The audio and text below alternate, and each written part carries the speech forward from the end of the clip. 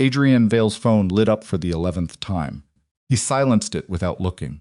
Across the candlelit room, Vivian Laurent laughed at something he'd said, that low-practiced laugh that made men feel clever, and he poured another glass of wine and told himself Elena would understand. She always understood. That was the thing about Elena. She had a capacity for forgiveness that Adrian had spent 6 years quietly exploiting, treating it less like grace and more like a resource he could draw from without ever having to replenish. 12th call came. He turned the phone face down on the marble table. Vivian reached across and touched his wrist. "Whoever it is," she said, "they can wait." He agreed. He actually agreed. 40 minutes later, his phone rang one final time. This time the number was different. It was Frank Caruso, Elena's father, a man who had not called Adrian voluntarily in 3 years. Adrian stared at the name on the screen for 4 full seconds before he answered. "Your son was born 10 minutes ago." Frank's voice was flat, controlled, the voice of a man managing grief behind his teeth. 7 pounds 4 ounces, he's healthy. Adrian opened his mouth. Frank spoke again before a single word could come out. "Elena asked the nurses to list his last name under yours." She said. Frank stopped, cleared his throat. When he continued, his voice had dropped to something barely above a whisper. "She said she never wants him to know what kind of man his father chose to be on the night he came into the world." The line went dead. Adrian Vale, a man who had ordered men broken, empires dismantled, rivals buried without ceremony, stood in a candlelit penthouse in Midtown Manhattan and felt, for the first time in his adult life, genuinely afraid of something that no weapon could fix. If you've ever watched someone you love make a choice that cannot be undone, if you've ever stood on the other side of a closed door and understood too late exactly what you threw away, then you already know what happened next. And if you haven't, keep watching. Because this story is about to show you what it looks like when a man who thought he owned the world was the one thing he could never buy back. Before we continue, if this is your first time here, hit that subscribe button right now and turn on notifications so you never miss a story like this one.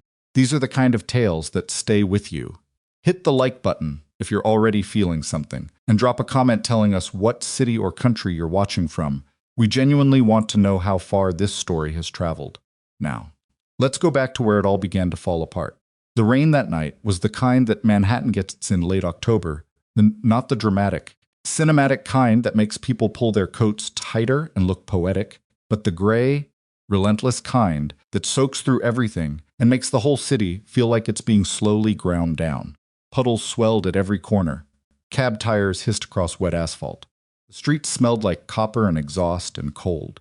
Elena Cross had been in labor for 9 hours. She'd started timing contractions at home, alone, because Adrian had left that morning with a 2-word text business tonight, and she had learned, over 6 years of marriage, that asking follow-up questions was its own kind of exhaustion. So she'd packed her bag herself, called her father, and taken a car to the private maternity clinic on the Upper East Side while the rain came down and the city moved around her like it didn't notice, and perhaps it didn't. The room they gave her was clean and quiet. There were machines that beeped in rhythms she didn't understand. A nurse named Patricia stayed close and spoke in the low, measured tones of someone trained to make panic feel manageable. Frank Caruso arrived within the hour, took a chair beside his daughter's bed, and held her hand without saying anything unnecessary. That was the thing about Frank. He was not a man of comfort speeches. He was a man of presence, and sometimes this was the better thing. Elena's contractions were getting worse by 7 in the evening. She'd called Adrian 3 times by then. He didn't answer. She told herself the same thing she'd been telling herself for years. He was in a meeting. He was in a situation where his phone couldn't be visible. There was something she didn't understand about his world that made this acceptable. She was good at building those explanations. She'd had a lot of practice. By 9 o'clock, she'd called him 8 times. Patricia handed her ice chips and spoke quietly about breathing, and Elena breathed and counted and told herself he was coming. He was probably already in the car. He would walk through that door with that particular expression he got when he knew he'd done something wrong, but hadn't yet decided how to apologize for it, that combination of guilt and defiance that she had once found endearing, back when she still believed the guilt meant something. At 10:14, her son came into the world, 7 pounds 4 ounces, dark hair, already, which surprised the nurses, but not Elena. Her own hair had been dark from birth, and she'd always hoped a child of theirs would have it. Cried exactly the way. The book said newborns cry, that sharp, indignant sound of someone encountering air for the first time and finding it offensive. Patricia placed him against Elena's chest. Elena looked at his face. She didn't cry. Not right away. What she did was breathe very carefully, very deliberately, because she understood in that moment that everything that came before this, every argument, every absence, every night she'd spent in a bed that felt too wide, had just been rearranged into a new context. She had a son. She had this small, furious, perfect creature against her chest, and he was hers. Adrian had not come. His phone had stopped ringing at some point after the 11th call. She'd stopped counting. Frank Caruso watched his daughter hold his grandson, and he picked up his own phone, and he dialed Adrian Vale's number, and he said what needed to be said. On the other side of the city, in the 42nd floor penthouse, that Adrian kept under a corporate name his lawyers had assembled specifically to be untraceable, Vivian's Laurent was watching him in the way she had perfected over the 16 months of their arrangement attentively, but with enough apparent disinterest to seem like she wasn't cataloging everything. She'd been cataloging everything. When Adrian's face changed, when Frank Caruso's voice came through the phone, and Adrian went still in the particular way that large men go still when something has finally gotten through, Vivian Laurent read his expression the way a surgeon reads an X-ray, methodically. Looking for the break, Adrian hung up and stood motionless for 3 full seconds. "I have to go," he said. "What happened?" He didn't answer, picked up his jacket from the back of the chair, and he was already moving toward the door, and Vivian watched with an expression that she had calibrated to look like concern. It wasn't.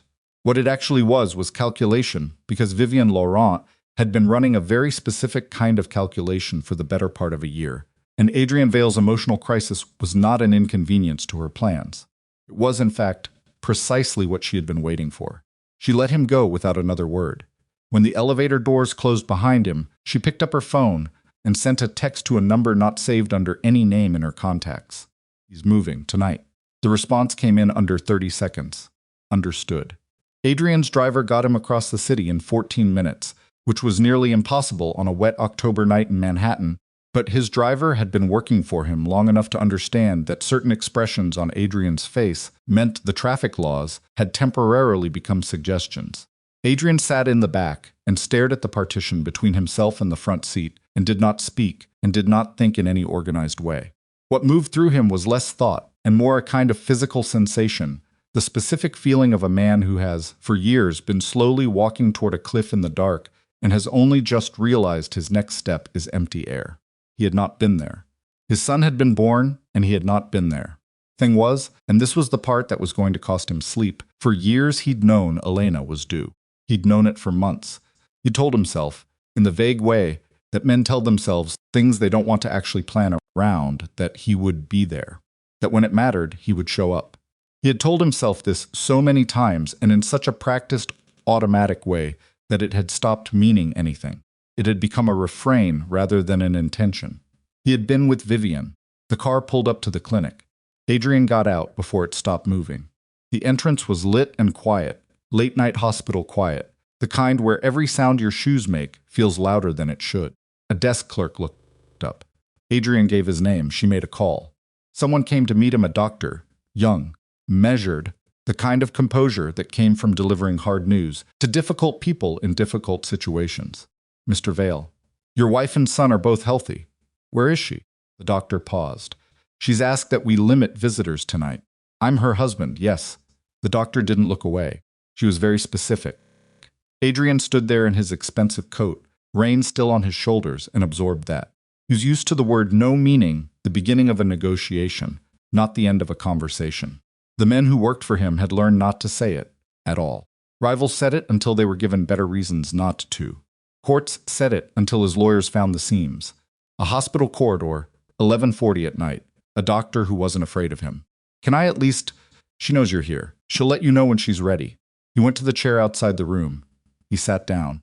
Through the narrow window in the door, he could see the outline of her Elena, his wife, the woman who had absorbed 6 years of his absences and excuses and dangerous business with a quiet endurance that he had interpreted as acceptance and was only now beginning to understand was something closer to grief holding their son. He watched her for a long time. He did not go in. Marcus Bell arrived at the clinic at midnight. Marcus was not the kind of man who belonged in a hospital waiting area. He was built like a man who spent his youth moving heavy things and had never entirely stopped, and his face had a quality of blunt, permanent attention that made strangers move to the other end of whatever space they shared. He'd been Adrian's lieutenant for 11 years, which meant he'd been present for most of the decisions that Adrian would never be able to discuss with anyone outside that room. He sat down next to Adrian and looked at the closed door and said nothing for almost a minute. "Congratulations," he said finally. Adrian didn't respond. "Boy?" Marcus asked. Boy, Marcus nodded, another silence. "She know you weren't here?" "She's the one who told her father to call me." Marcus absorbed that. He understood what it meant, not just the absence, but the specific choice Elena had made to frame the phone call the way she had. He'd known Elena for years. She was not a dramatic woman. She didn't make gestures for effect. If she'd framed it that way, she'd meant every word. "The Renner people have been making noise," Marcus said after a while. His voice was quiet enough that it didn't carry. Adrian turned to look at him. "What kind of noise?" "The kind that means they're not just talking anymore." The Renner organization was the one structural problem in Adrian City that had refused to resolve cleanly.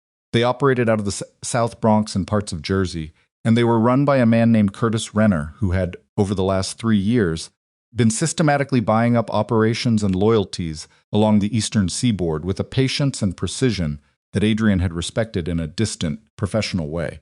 Curtis didn't overreach. He didn't make public declarations. He simply waited and accumulated. "Since when?" Adrian asked. "Maybe longer. I've been getting fragments. Nothing solid enough to bring you. Bring me anyway from now on." Marcus looked at him with an expression that said several things, without saying any of them. "What?" Adrian said. "Nothing. Say, there's something else." Marcus kept his voice at the same careful level. "Someone has been feeding information about our East Side schedule. Not a lot. Small things. Enough that someone who knew what to look for would notice." Adrian went still. "How long have you known?" 3 weeks. I wanted to be sure before I said anything." "And?" Marcus looked at the door, then back at Adrian. "Whoever it is had access to the kind of information that doesn't come from the street. It came from somewhere closer." The word closer moved between them like something with weight. Adrian sat with it. On the other side of the closed door, Elena was sleeping with their son against her chest, and out on the wet Manhattan streets, a man named Curtis Renner was making plans that Adrian hadn't yet been told the full shape of, and in a penthouse 42 floors up, a woman named Vivian Laurent was doing something with her phone that she would have described, if anyone had asked, as simply staying in touch with friends. Nobody asked. Elena didn't let him in until the following morning. She'd slept in 4-hour intervals, which was less than she needed and more than she expected, and when the light in the room changed from the particular gray of early morning to the specific pale gold that came through the blinds around 7, she lay still for a moment and listened to her son breathe. He was in the small, clear-sided bassinet the nurses had wheeled in, and he breathed with a concentration that seemed, to Elena, genuinely remarkable, the focused respiration of someone who had recently figured out an entirely new biological process and was taking it seriously. She told the nurse she'd see her husband. He came in looking like a man who had not slept. His coat was on the chair outside. He was in his shirt, collar open, the evidence of the night on him in the particular way that expensive clothes can't fully conceal. He stopped just inside the door. Elena was sitting up. She had their son in her arms. She watched Adrian look at the child and saw something move across his face, something that she didn't have a name for, but recognized as genuine, not performed. She'd spent 6 years learning the difference between Adrian's performed emotions and his real ones, and she knew which category this fell into. "That made everything harder, not easier." "Elena," he said. "Her name." "His name is Daniel," she said. Her voice was flat, not hostile. Exactly. More like she'd decided, sometime in the hours between last night and this morning, to strip all the register out of it, to say only what needed saying. "I already filled out the paperwork." Adrian came closer slowly. "The way you approach something that might be fragile or might be dangerous, and you're not sure which." He looked at Daniel, at his son, his small, dark-haired, a flirtile son who was looking at the middle distance with the unfocused intensity of someone newly arrived, and Adrian's face did the thing that she'd hoped for and dreaded in equal measure. It broke slightly, just at the edges. "He's healthy," Elena said. "We're both healthy. That's the important thing." "Elena, don't." The word came out quiet and clear and final. Not right now. I don't have the capacity for that right now. Adrian closed his mouth. You can hold him, she said, if you want. He sat in the chair beside the bed, and she transferred Daniel to him, with the practiced efficiency of someone who had spent the night figuring out how to hold a newborn. Adrian took him with the particular careful terror of a man who handles very large and dangerous things professionally, and had never prepared for something this small and this consequential. He looked at Daniel. Daniel looked somewhere approximately toward Adrian. Hey, Adrian said very quietly. The kind of voice that a man uses when he knows he has no right to comfort but can't stop himself from trying. Elena watched him. She didn't say anything. She picked up the water glass from the bedside table and drank from it and looked at the window. Whatever she was feeling, and it was several things, stacked in layers that she didn't yet have the distance to sort through, she wasn't going to perform any of it. She'd made that decision somewhere around 3 in the morning. She was not going to cry in front of him. She was not going to argue. She was not going to offer him the easy absolution of a scene, because scenes could be survived and apologized for and eventually reframed into stories that made the apologizer look better than they deserved. What she was going to do was stay very, very quiet and let him sit with what he'd done. She had learned over the course of her marriage that the most effective response to Adrian Vale was not confrontation. Stillness. It was the removal of the reaction he was expecting. Without a reaction to push against, without fury to negotiate or tears to comfort, Adrian had no mechanism. He was built for conflict. He was not built for silence. She watched him hold their son and said absolutely nothing. He stayed for 2 hours. When he left, he pressed his lips briefly against Daniel's forehead, and then against Elena's temple, not quite a kiss, more like an acknowledgement, and she let him because she was tired, and because it cost her nothing, and because the anger she felt was the slow, deep kind, not the explosive kind, and it was going to be with her for a long time, regardless of what she did about it today. I'll be back tonight, he said at the door. She didn't answer. He came back. He came back every evening. For the 4 days, Elena and Daniel remained in the clinic, and each time Elena was civil and present and utterly inaccessible in the way that she had perfected. She fed Daniel and spoke to the nurses, and answered Adrian's questions about how the day had gone in monosyllables that were technically responsive and emotionally inert. On the 4th evening, Adrian sat in the chair beside the bed while Daniel slept, and he said, I need to explain. You don't have to. Elena, I know where you were. She said it without looking at him. She was folding a small blanket, the repetitive, precise motion of someone keeping their hands busy. I've known for 4 months. The room went very quiet. Adrian sat with that 4 months. She'd known for 4 months, and she'd said nothing. She'd carried that knowledge through the last trimester of her pregnancy, through the swollen ankles and the back pain, and the nights when she must have lain awake, cataloging what she knew, and she had said nothing. Then, why didn't you? Would I have said? She folded the blanket and set it aside, and looked at him for the first time in days with something approaching her actual gaze, not the civil blankness she'd maintained, but the real thing underneath. You would have denied it. Then you would have apologized. Then you would have promised things, and I would have had to decide whether to believe them, and we would have had that entire conversation while I was 8 months pregnant. So I waited, you waited. I waited to see if you would choose us.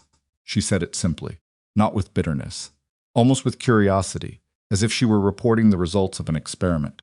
You were with her when I went into labor. You were with her for 11 phone calls. You were with her when our son was born. Adrian couldn't speak. I'm not angry, she said. And then more quietly, I'm something past angry. I don't have a word for what I am. But I need you to understand that what happened in that room on October 22nd, while you were somewhere else, that is going to be with me for the rest of my life. Not because I want it to be, because it happened. It is a fact that exists now, and I can't make it not exist. Adrian looked at his son sleeping in the bassinet. His son, who had been in the world for 4 days. His son, whose first hours he had spent in a candlelit room, with a woman who had been feeding his secrets to the people, trying to dismantle everything he'd built. He didn't know that last part yet. He was about to find out. Marcus was waiting in the car when Adrian came out. Not unusual. Marcus spent a lot of time waiting in cars. But his posture was wrong, too upright, too alert. The posture of a man who had been holding news for hours and needed to release it. Get in, Marcus said through the window. Adrian got in. We have a problem. We have several. This one is specific. Marcus reached into the inside pocket of his jacket and produced a folded paper, not a phone.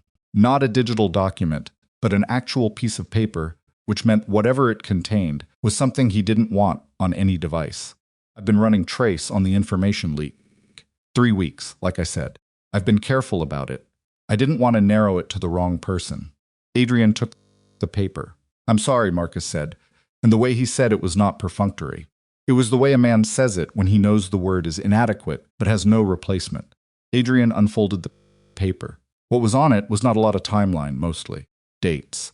Corresponding events. The kind of documentation you produce when you're trying to make something undeniable to someone who is going to want very much to deny it. He looked at it for a long time. How sure are you? He said finally. Sure enough to bring it to you. She gave them the East Side schedule and the clinic. The word clinic landed in the car like something physical. Adrian turned to look at Marcus. What about the clinic? Marcus was quiet for exactly 1 beat too long. The clinic where Elena delivered, he said. Security rotation. The staff schedule. The visitor access procedure. He paused. The Renner people have it. All of it. We intercepted a message 3 hours ago. Adrian's hands, which had been very still, stopped being still. When, he said. We don't know timing. But they have it, which means they're planning something. Daniel is in that clinic. I know. Adrian was already reaching for his phone. I've already put 4 men on site, Marcus said, quietly. Clinical staff uniforms. They don't know why they're there. I told them it was a general security audit. Adrian stopped dialing. You did that before you told me? I did that the moment I had the intercept. You were inside with your wife. Marcus looked at him directly. Your son was alone with nurses in a building where someone might be coming. I made a call. Adrian looked at the paper in his hand. At the timeline, at the dates. Vivian Laurent had access to his East Side schedule because he'd discussed operational planning at the penthouse. He'd been careful, he thought he'd been careful, but careful, apparently, had not been careful enough. She'd been in his life for 16 months. The clinic Elena had chosen the private facility, the one Adrian had arranged, for when they were still speaking about the pregnancy and hopeful. Planning terms, he had mentioned the name of it to Vivian in passing, in the easy, unguarded way that men mention things to women they believe are on their side. He sat in the car in the wet October street and understood, with a clarity that felt almost physical, that he had done something that could not be framed as a mistake. A mistake was accidental. What he had done was a series of choices, each one building on the last, each one prioritizing his own comfort and desire over the safety of the people he was supposed to protect. And now those choices had a potential consequence that involved his 4-day-old son in a hospital room. I need to get Elena out of there, he said. The discharge isn't until tomorrow. Tonight, that'll spook whoever's watching. Good. Adrian's voice had changed. Not louder. Not harder, exactly. But stripped of the uncertainty that had been in it for the past 4 days. Let it spook them. I want Elena and Daniel out of that building in the next 2 hours. Use whatever story you need to use with the medical staff. I'll deal with the consequences later. Marcus was already on his phone. Adrian looked out the window at the wet street and thought about Vivian Laurent, who had touched his wrist across a candlelit table and told him that whoever was calling could wait. He thought about the 11 missed calls. He thought about Frank Caruso's voice on the phone, controlled and flat, saying things that could not be unsaid. And for the first time since that October night, Adrian Vale felt the particular kind of rage that comes not from having been wronged, but from understanding, completely, and without any available excuse, exactly what he had allowed to happen. He had walked through the door, he had opened the room, and left everything inside it, unprotected. And someone had walked right in. That night, Elena and Daniel were moved to a different location, a secure building that Adrian owned through 3 separate corporate layers, medical staff arranged and transported discreetly, kind of logistical mobilization that his organization was very good at. Elena didn't ask many questions. She looked at the men Marcus had arranged and at the efficiency with which things were being done, and she asked Adrian quietly, while Daniel slept in a portable bassinet in the back of the car, "How bad is it?" "I don't know yet," he said. She looked at him for a moment. "Is it because of her?" she asked. He didn't ask who she meant. "Partly," he said. Elena nodded once, the way someone nods when they've received information they already knew and were simply confirming. She turned and looked out the window at the city, moving past in the rain, and she held her son against her shoulder, and she did not say anything else. Outside, the rain kept coming. And somewhere in the South Bronx, Curtis Renner received a message that the target had been moved. He read it twice, set down his phone, and told the man across the table from him that their window had just gotten narrower. Then we move faster, the man said. Curtis Renner picked up his glass. No, he said, we move smarter. He smiled at the rain outside his window. He had time. He'd been waiting 3 years for the right pressure point in Adrian Vale's life. He'd just found it. The safe house was on the 14th floor of a building in Midtown that Adrian owned through a shell company registered in Delaware, and it looked, from the outside, exactly like every other glass and steel residential tower on that block, which was the point. Inside, it had been configured years ago for exactly this kind of situation. Clean lines, functional furniture, windows that didn't open past 4 inches, and enough square footage that you didn't feel like you were in a cage, even when you essentially were. Elena stood in the main room, while the medical team Marcus had assembled, finished setting up Daniel's monitoring equipment, and she looked at the space around her, the neutral walls, the absence of anything personal, the specific blankness of a room designed to be occupied by people who were not supposed to be visible, and she understood, in the way she understood things she didn't want to understand, that this was not temporary. Whatever had been set in motion, it wasn't a 2-day precaution. Adrian didn't move people to safe houses for 2-day precautions. She didn't say that out loud. She put Daniel down in the bassinet the nurses had transferred, and she sat in the chair beside it, and she watched him breathe. The nurse, a woman named Danny, compact and efficient, who had been told almost nothing about why she was here, checked Daniel's vitals and wrote something in her notes and said, "He's doing beautifully." "Strong lungs, yes," Elena said. She heard Adrian's voice from the hallway, low and clipped. The particular register he used when he was giving instructions he wanted followed exactly. Caught fragment shift rotation. 4-hour windows. Nobody in the elevator, who isn't on the list, and she listened the way she'd been listening for years, building the picture from the pieces she was allowed to hear. The door to the main room opened, and Adrian came in. He looked at Daniel first, which she noticed, and then at her. "Building secure," he said. "I assumed." He came and sat in the other chair, across from her, with the bassinet between them. He looked tired in a way that was different from his usual tired. His usual tired was the tired of a man who had been managing things. This was something else, the tired of a man who had been running from something, and had finally stopped, and was only now feeling how long he'd been running. "I want to explain what's happening," he said, "then explain it." He did. He gave her the version she needed, not all of it, because there were operational details that didn't belong in this room, but the structure of it, the information leak, the intercept, the Renner organization, and what the timeline suggested they were planning. He watched her face while he talked, and she kept it level, asking only the questions that were specific and practical. How many people know we're here? Can they trace the medical team? What's the plan for Daniel's routine care? She did not ask about Vivian Laurent. When he finished, she was quiet for a moment.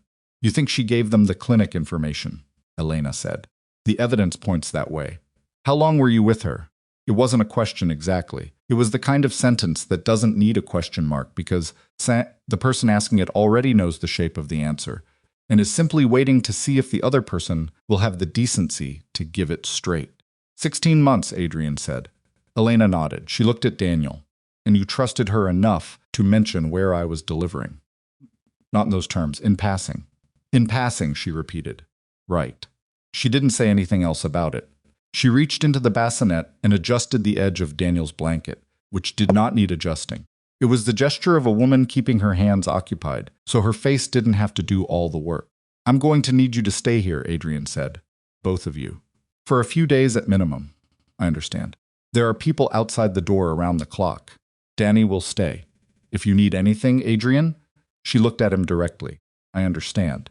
You can go do whatever you need to do. Stayed another 10 minutes. He held Daniel for a while, sitting in the chair with his son against his chest in the careful, deliberate way of a man who was learning something new and was aware of the stakes of getting it wrong.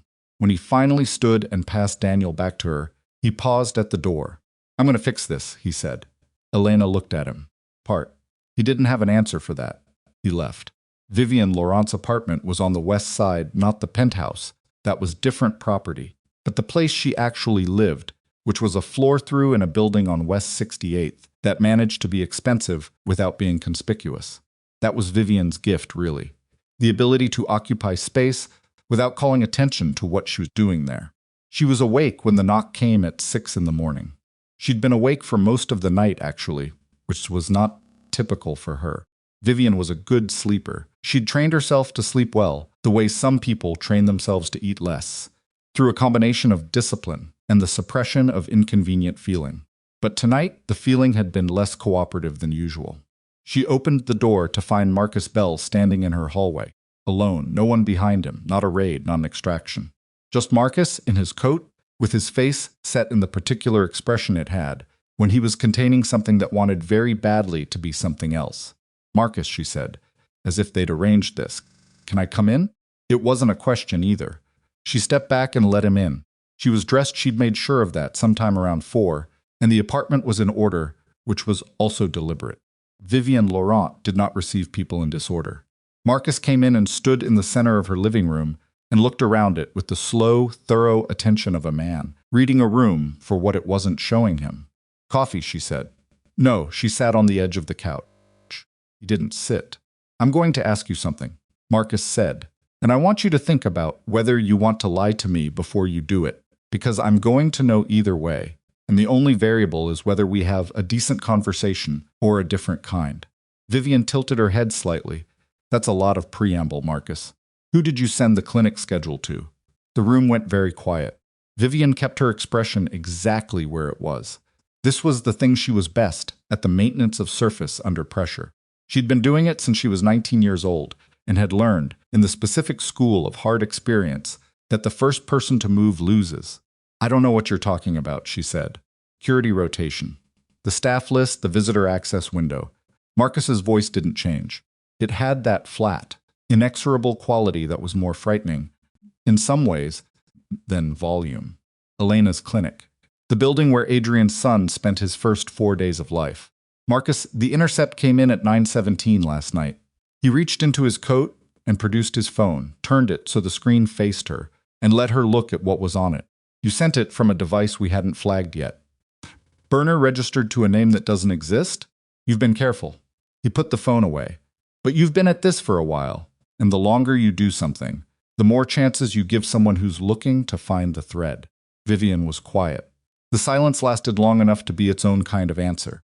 "He trusted you," Marcus said. It came out differently than the rest of what he'd said, less interrogation, more statement. Like he was saying it for reasons that went beyond the immediate situation. "I'm not talking about romantically. He trusted you with things he doesn't say out loud. Do you understand what that cost him to do?" "I understand exactly what it cost him," Vivian said. And for the first time, her voice had something real in it, something that wasn't performance. Cost him his wife, his son's birth. Whatever chance he had at being a different kind of man than he's been. He made those costs happen himself, Marcus. I didn't make him choose me. No, Marcus agreed. But you made sure he kept choosing you.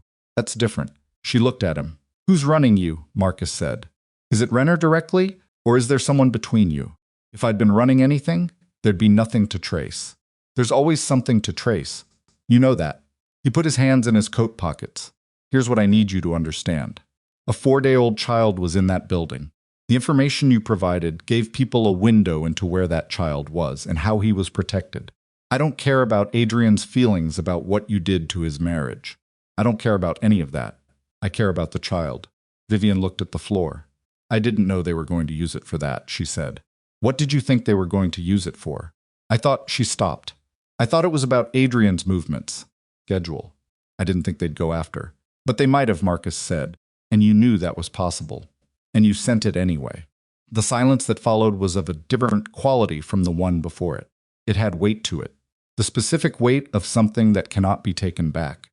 Vivian Laurent had been many things in her life, and she had justified most of them to herself with a fluency that she had always privately found impressive. But sitting in her own living room at 6 in the morning, with Marcus Bell standing in front of her, she found that the usual machinery wasn't working quite right. The justifications were still there, technically, but they had a hollow sound to them, like a recording of a voice rather than the voice itself. "What happens now?" she said. "That depends on what you tell me." She looked at him for a long moment. Then she told him. Adrian was at the office on Lexington, not the corporate suite that existed for appearances, but the actual working space on the 4th floor. the one with no nameplate on the door, and a security setup that a mid-size intelligence agency would have found reasonable when Marcus called. He listened to the summary without interrupting. When Marcus finished, Adrian said, "Is she telling the truth?" "Most of it. She's leaving things out. But the parts that matter for right now, yes." "What's the timeline?" "Renner's people were watching the clinic. When we moved Elena and Daniel, they picked up on it within the hour. They know we're operational. They don't know where the safe house is yet, but that window shrinks every hour we don't move. Then we move. There's something else. There always is." "She didn't reach out to Renner on her own," Marcus said. "Someone introduced her to his people, someone who knew she was close to you and knew what she might have access to." Adrian waited. "The introduction came from inside," Marcus said. "Someone in our organization brokered it." The words landed in the quiet office, and Adrian sat with them. Someone inside. 16 months ago, someone inside his organization had looked at Vivienne Laurent, seen the excess she would eventually have, and made an introduction to Curtis Renner's people. 18 months. Which meant this hadn't been reactive. It hadn't been Renner watching Adrian and spotting an opportunity. It had been planned. Someone had seen the affair before it was an affair, and had architected the access around it. "Who?" Adrian said. "I'm working on it, Marcus." "I know. I'm working on it." Adrian stood up from the desk and went to the window. Outside, Lexington Avenue was doing its morning thing, cabs and commuters, and the particular organized chaos of a city that doesn't pause for anyone's private catastrophe. He looked at it and felt the strange disconnection that had been with him. Since the night in the penthouse, the sensation of being slightly outside the sequence of events, watching them from a position that was close but not quite inside. He'd built this organization over 11 years. He'd built it from something inherited and half-broken into something that functioned, that moved, that generated the kind of stability in its particular world that passed, in that world, for peace. He'd made thousands of decisions, most of them fast, most of them right, a few of them wrong in ways he'd corrected before the wrongness compounded. He had never in 11 years had a penetration this deep, this patient, this carefully constructed. "The thing about Renner," Marcus said on the phone, "is that he's not trying to take your territory." "What do you mean?" "His movements, for the past 2 weeks we've been reading them as preparation for expansion. But I went back through the pattern again last night. He's not positioning to take anything. He's positioning to create leverage." "Over what?" "Over you specifically." Marcus paused. "I think the play was always to compromise you, to get you in a position where you're making decisions under duress. Either you make a move that gives him what he needs legally, or you make a violent move that gives him justification to align the other families against you. Either way, he wins without having to fight you directly." Adrian was quiet, and the affair, Marcus continued. The access Vivienne had. That wasn't about information. That was about getting you distracted, getting you making personal decisions that bled into professional ones, getting you at a candlelit dinner table with your phone face down while your wife was in labor. "Don't," Adrian said. "I'm not saying it to twist the knife. I'm saying it because you need to understand the architecture of what they built around you. It wasn't a smash and grab. It was a long construction, and it worked." Adrian's jaw was tight, not completely. "No, but enough." Marcus took a breath. "They have leverage on you now, Adrian. The affair. The fact that you were absent for Daniel's birth. Elena's situation. If they can get that into the right ears, certain people in the city who've been waiting for a reason, your position gets very complicated very fast. Then we remove the leverage." "How?" Adrian turned from the window. "Get me in a room with Renner." A long silence. "That's not," Marcus started. "Get me in a room with him. Not a confrontation, a conversation. I want to understand what he actually wants. Because if it's territory, he would have moved on it. If it's money, he would have made an offer. If it's leverage, then there's something specific he's trying to accomplish, and I want to know what it is. And if he won't meet, he'll meet." Adrian picked up his jacket from the back of the chair. "Been building toward this for 3 years. He's not going to pass up the chance to look at me directly." Marcus said, "I'll make contact. One more thing. Yeah, find who made the introduction to Vivienne. I don't care what it takes. I need to know who inside this organization decided that my family was a resource to be mined." Marcus said he would. The call ended. Adrian stood in the office for a moment, jacket in his hand, and thought about a specific thing Vivienne had said to him the previous evening, something he hadn't fully registered until now, because he'd been processing the larger emergency, and the specific detail had slid past him. She'd said, I didn't know they were going to use it for that. Not, I didn't send it. Not, I don't know what you're talking about. Those were the denials of someone who hadn't done it. What she'd said was the statement of someone who had done it, but had told herself the consequences would be limited to things she could live with. She'd made a choice, and she'd made it while sitting across from him at that candlelit table, while he poured wine and told himself that Elena would understand. They had, both in their own ways, decided that someone else would carry the cost. The cost had turned out to be a 4-day-old child in a building with a compromised security rotation. Adrian put his jacket on and left the office. Elena called him at noon. He picked up on the first ring, which she noted. Daniel ate well this morning, she said. Danny says he's tracking normally. Good. His voice had that quality it got when he was managing several things, simultaneously present, but partially elsewhere. How are you? I slept 4 hours. It's fine. It's what new mothers sleep. A pause. Are you going to tell me what's actually happening, or do I get the version you think I can handle? A short silence. There's a man named Curtis Renner, Adrian said. He's been building a play against me for a few years. I think he's close to making a move. We're trying to understand exactly what the move is before we respond to it. And Vivian. She was part of it. Not the whole thing, but part of it. Was she working for him from the beginning? I don't think so. I think she was recruited after. He paused. About 8 months in. Elena was quiet for a moment. So she chose you first, she said, and then she chose something else. It looks that way. And in that 8 months, Elena. I'm asking a factual question, Adrian. I'm not building a case. I just want to understand the timeline. He told her. 8 months in which put it at about the time that Elena's pregnancy became visible, which was probably not a coincidence. He now thought, because if you were trying to use a man's emotional life as leverage, the moment his wife became pregnant was an excellent moment to make a move. Someone had made an introduction. A man inside Adrian's organization. And Vivian had gone from being a woman, having an affair with a powerful man, to being an asset positioned inside that man's personal life. She told me once that she understood my world, Adrian said. I thought she meant the complexity of it. The things I couldn't talk about with most people. He paused. She did understand it. Just not the way I thought. Elena breathed quietly on the other end of the line. He could hear Daniel in the background, a small, exploratory sound.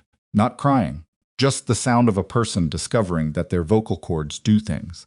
I need to ask you something, Elena said. Go ahead. Was any part of what you had with her real? For you, I mean. Not for her. For you. He thought about lying. Not because the truth was worse than a lie, necessarily, but because the truth required a kind of honesty that he'd been avoiding for so long that it had started to feel like something else.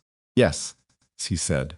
What part? The part where she made me feel like what I was doing was manageable, like I could be both things. The work and the something else. She made me feel like I didn't have to choose.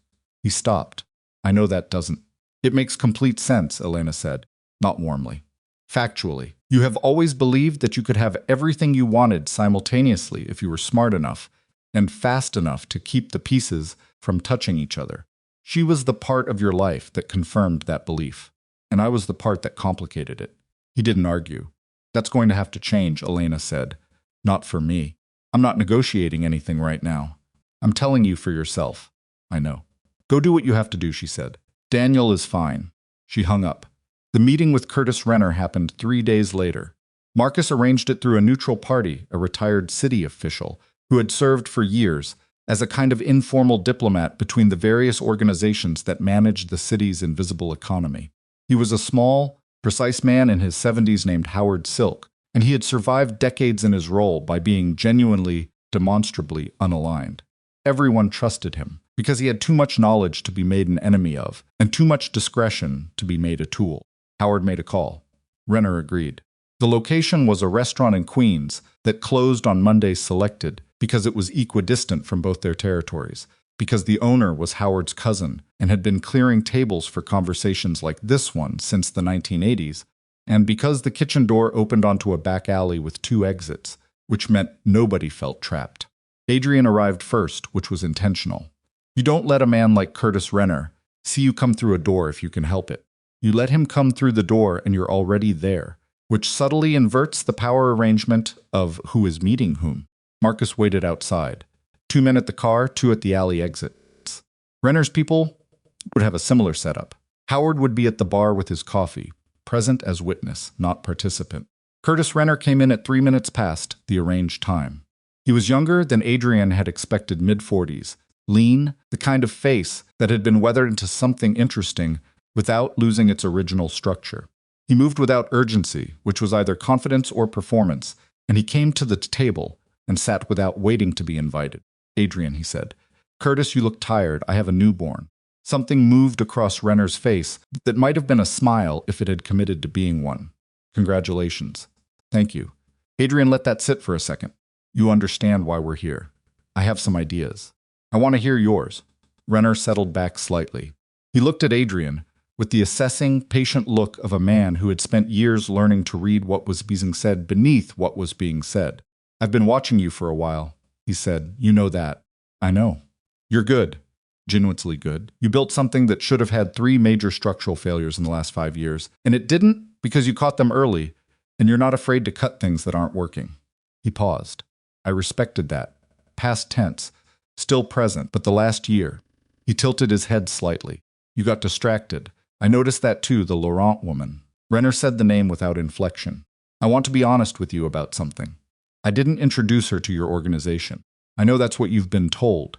But the person who made that introduction was working on his own initiative." Adrian looked at him steadily. "Who?" "A man named Dale Pruitt. He worked for you for about 6 years. He came to me about 14 months ago with a proposal I didn't ask for. He said he had access to your personal schedule through a woman who was close to you, and he could position her as an asset. Told him I'd listen." Renner's hands were flat on the table. "I'm telling you this because Pruitt is the problem, not me. He went further than I sanctioned. The clinic information, I didn't authorize that. He gave that to my people without telling me what it was." Adrian said nothing. "I have a child," Renner said. 3 of them. "Whatever else you think of me, I don't put children in the middle of things. And yet the information ended up with your people. And I shut it down when I found out what it was." Renner met his eyes. "Your son was never in danger from my organization. I want you to know that clearly." "But he was in danger," Adrian said quietly. "Because information about where he was and how he was protected moved through a chain that you were part of. Whatever you did or didn't authorize, that's the result." Renner was quiet for a moment. "Yes," he said. "That's fair. So what is it you actually want, Curtis?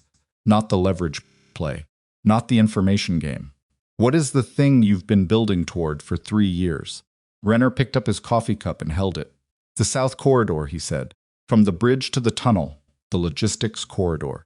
I've been trying to establish a clean route for the past 4 years, and your operation sits across it." "That's it," Adrian said. "A logistics corridor, that's it." Adrian looked at the table. He thought about 16 months. About a penthouse and a candlelit room and 11 missed calls. About Dale Pruitt, a man he'd worked with for 6 years, a man whose face he could place immediately, who had stood in rooms with him and spoken about loyalty, sitting across from Curtis Renner and offering up Vivian Laurent as an asset, thing to be used, without a second's hesitation. He thought about Elena in the safe house. About Daniel, 7 pounds, 4 ounces, breathing with that focused newborn concentration. "I'll give you access to the corridor," Adrian said. "Shared logistics. Terms to be negotiated through Howard." He paused. "In exchange, everything that came out of the Pruitt arrangement, the information, the documentation, whatever your people compiled gets burned. Completely. And Pruitt gets handed to me." Renner studied him. "Pruitt worked for you." "Yes." "And you want him back?" "Yes," a long silence. "That's acceptable," Renner said. "On one condition." "What?" "The woman, Laurent. Whatever you're planning to do about her, I don't want it traced back to anything connected to this conversation. This meeting didn't happen for those purposes." Adrian looked at him.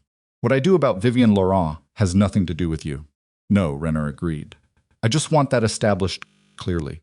They talked for another 30 minutes, and Howard Silk drank 2 cups of coffee and didn't take a single note because he didn't need to. When it was done, Adrian stood and buttoned his coat and walked to the door, and he stopped with his hand on it. "Curtis." Renner looked up. "The next time someone comes to you with a proposal that involves using a man's family as a vector," Adrian said, "I'd recommend you decline it, regardless of what they're offering." Renner held his gaze. "Noted." Adrian walked out into the cold air of a Monday afternoon in Queens, and Marcus fell into step beside him before he'd reached the car. "Well?" Mark said. "Dale Pruitt." Marcus stopped walking. 6 years, Marcus said. 6 years, a short, hard silence between them. Where is he now? Adrian said. Lexington office. Day shift. Adrian got in the car. Bring him to the 34th Street location tonight. Quietly. He looked out the window. And Marcus. When you find him, don't tell him why. Just tell him I need to see him about a logistics issue. Marcus closed the car door. Adrian sat in the back as the car pulled out into traffic and thought about Dale Pruitt, who had worked beside him for 6 years, and about the specific kind of betrayal that comes not from an enemy who hates you, but from someone standing close enough to know exactly where to put the knife and patient, enough to wait till the right moment to use it, because that kind was the kind that had no real defense, the kind that worked precisely because trust was the thing it was built on. And trust, once extended, could not be recalled without also dismantling everything you'd used it to build. Car moved through the city. The afternoon light was already failing, going that particular gray that came early in November, and somewhere across town in a building on a street whose name was on no document connecting it to Adrian Vale. His son was breathing in the careful, concentrated way of someone practicing at something new, and Elena was sitting beside him, in the way she'd been sitting through 6 years of things that required more endurance than she'd ever agreed to provide. And outside, the city moved and turned and did what cities do, which is continue, regardless of what any single person inside it is suffering or building or losing or trying, too late to hold on to. Dale Pruitt did not know that his name had been spoken in a restaurant in Queens. He did not know that by morning, everything would be different. He would find out tonight. Dale Pruitt arrived at the 34th Street location at 9:47 in the evening. He came in the way he always came into rooms that Adrian controlled with that particular quality of attentiveness that Adrian had over 6 years read as loyalty. Head slightly forward, eyes moving through the space before his body fully committed to entering it. Professional alertness of a man who had been in enough rooms where things went wrong to have developed a system for reading them in advance. Adrian watched him come through the door and thought, he's been doing that for 6 years, and I read it as loyalty. And it was actually something else entirely. The 34th Street location was a working space, not a threat room, not the kind of place where men got walked into the back and didn't come out. It was a mid-level operations office, 2 desks, a table, monitors running surveillance feeds from 4 different properties. Adrian was seated at the table when Pruitt came in. Marcus was standing near the far wall with the particular quality of stillness that was, in its own way, louder than anything he could have said out loud. Pruitt took in Marcus and his posture shifted barely, a millimeter of recalibration, and then he looked at Adrian. You needed to see me, Pruitt said. Sit down, Dale. Pruitt sat. He had the kind of face that had aged well in the way that practical, unsentimental faces age. The lines were where you'd expect them, nothing excess. He was 41. He had worked for Adrian since he was 35, which meant he'd come in at a time when the organization was restructuring after a difficult period, and Adrian had been looking for people who could handle ambiguity without needing everything explained. Pruitt had been exceptionally good at that, exceptionally good, as it turned out, in multiple directions. I had an interesting conversation today, Adrian said. His voice was level, not cold, not warm. The tone he used when he wanted someone to understand that the conversation had already happened, and this part was procedural, in Queens. Pruitt's face didn't move. Anything you want to tell me before I keep going? Adrian said. I don't know what conversation you're referring to. Curtis Renner. 1 beat of silence. The specific silence of a man deciding whether a lie is still viable. I've never met with Renner, Pruitt said. No, Adrian agreed. You didn't meet with him directly. You went through a contact. A man named Vincent Aldo, who runs a car service in Astoria that Renner uses as a relay. Adrian kept his eyes on Pruitt's face. 14 months ago. You went to Aldo and you offered him Vivian Laurent as an asset positioned inside my personal life, because at that point, you'd already figured out what was happening between me and Vivian, and you decided to build something out of it. Pruitt breathed. In, out, controlled. The breathing of a man running a rapid internal calculation that he was trying not to let show in his chest. That's a significant accusation, Pruitt said. It's not an accusation, Adrian said. It's a sequence of events that I've had verified through 3 separate sources in the last 48 hours, one of whom is Curtis Renner himself. He paused. Renner gave you up, Dale. He didn't do it reluctantly. He did it because the clinic situation embarrassed him, and he wanted it closed. Something happened in Pruitt's face then. Not the thing Adrian had expected, not calculation. Not the shift into a different mode of management. What happened was something smaller and, in a way, more disturbing, a brief, unguarded look of something that might have been genuine surprise. As if Renner giving him up was the part of this he hadn't fully modeled. The clinic information, Adrian said, and his voice changed quality, dropping slightly, becoming more specific. You gave them Elena's clinic security schedule. My 4-day-old son was in that building. I told them not to use it operationally.